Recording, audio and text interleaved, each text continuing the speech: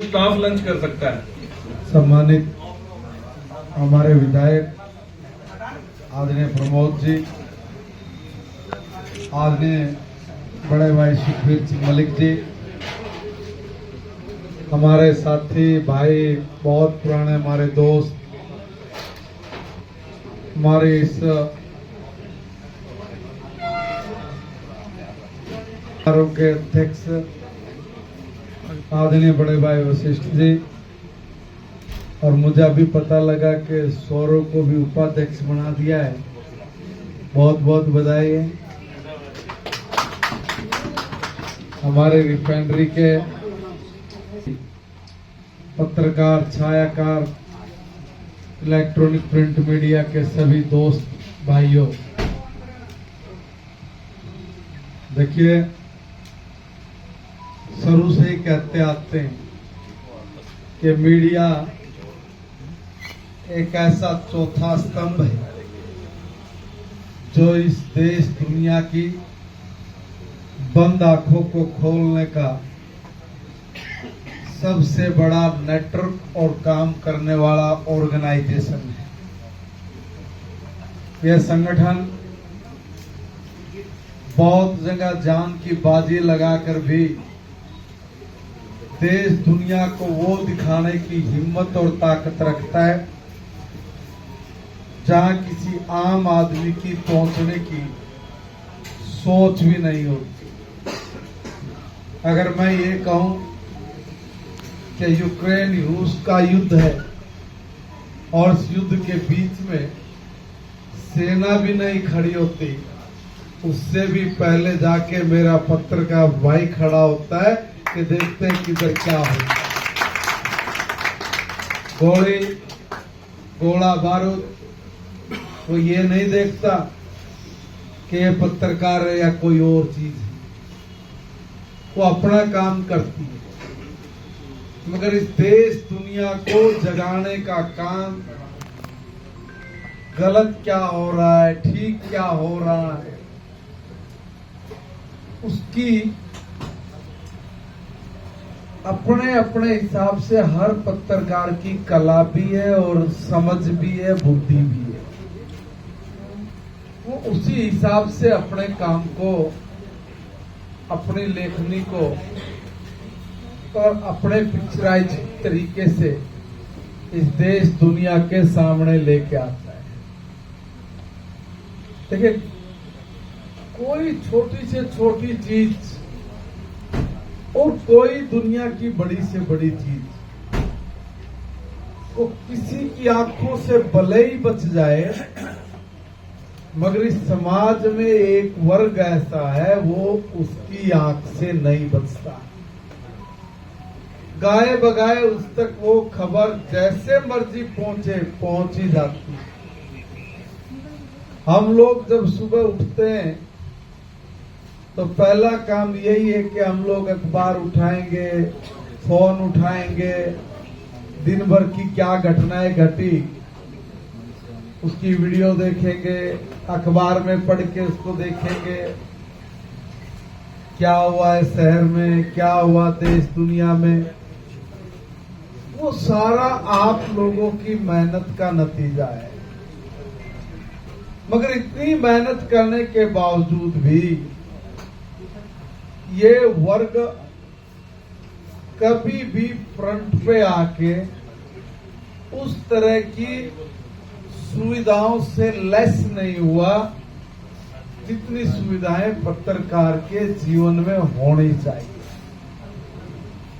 हम और आप लोग तो काम कर लेते हैं, बिजनेस भी कर लेते हैं, दुकान भी संभाल लेते हैं, दूसरे काम भी करते हुए अपनी राजनीति भी कर लेते हैं। पर पत्रकार का तो 24x7 है। कब कहाँ निकलना पड़े, अगर कोई ये सोचे कि मैं फैक्ट्री लगाऊं और पत्रकारिता करूं, मैं परचून की दुकान भी खोल लूं और पत्रकारिता भी कर लूं, ये संभव ही नहीं है। ये संभव ही नहीं है। होल टाइमर इस समाज की सेवा करने वाला वर्ग बहुत सारी चीजों से वंचित है। अनेक सरकारें आई, हर सरकार में हर व्यक्ति के साथ पत्रकार का सीधा घनिष्ठ संबंध भी होता है। फिर नतीजा क्या कि 1966 से लेके आज तक इस पत्रकार जमात की तरफ कम दृष्टि क्यों गई? ऐसा भी नहीं कि आप लोगों ने कभी जिक्र ना किया हो, ऐसा भी नहीं हो सकता कि जिक्र करने के बाद आप शांत बैठे हो। कोई न कोई अपनी एसोसिएशन का व्यक्ति जरूर अपने समाचार जगत के लोगों की बात को गाए बगाए सरकार के सामने जरूर रखता रहा होगा। मगर मैं एक निवेदन करना चाह रहा हूं कि एक बात सरकार को जरूर सोचनी चाहिए, जरूर करनी चाहिए कि हमारे कुछ ऐसे पत्रकार जिनको सही मायने में पारिवारिक दृष्टि से अगर वो कमजोर है, कहीं पिछड़ गया है, तो जरूर उसको उन मूलभूत सुविधाओं का हिस्सा बना देना चाहिए जिसके लिए वो सही मायने में हकदार है। और मैं तो ये कहूंगा, जब हमारी एसोसिएशन और एसोसिएशन में सारे रजिस्टर्ड साथी हैं, तो रजिस्टर्ड साथी में जरूर ये काम हो कि भी उनके बच्चे जो हाई लेवलिंग क्लास से ऊपर चले गए हैं, उसमें उनकी कोचिंग में, उनके किसी कोर्सेज के एडमिशंस में जरूर सरकार को कुछ रियायत करके उनके हौसले को थोड़ा उड़ान की तरफ लेके जाने की स्कीम जरूर लेके आनी चाहिए, जरूर लेके आनी।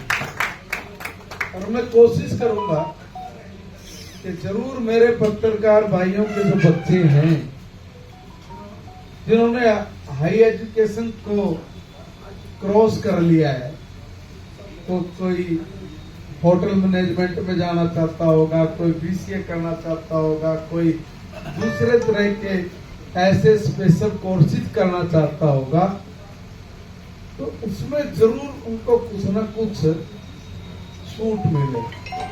अगर सरकारी इंस्टीट्यूशन है, ये सही है कि भाई उसमें हम लोग सारा का मेरिट पे होता है, सारी बात है, मगर जरूर 2-4-5% सीट या 5 सीट जरूर वहां पर एक कोटे के नाम की जरूर रखनी चाहिए। जो सारी चीजें खत्म हुई हैं, उनमें से कुछ चीजें कुछ लोगों के लिए जरूर रखनी चाहिए। मैं इस चीज का पक्षधर हूं और मैं प्रयास करूंगा कि कुछ इस तरह का मामला निकल सके कि हमारे बच्चों को उनके मन माफिक पढ़ाई करने में हमारे मुंह की तरफ नहीं तकना पड़े, बल्कि हमारा बच्चा शान से जाके ये कहे कि मैं इसमें एडमिशन ले रहा हूं और मुझे मेरे पापा की तरफ से ये गिफ्ट, एक तोहफा है।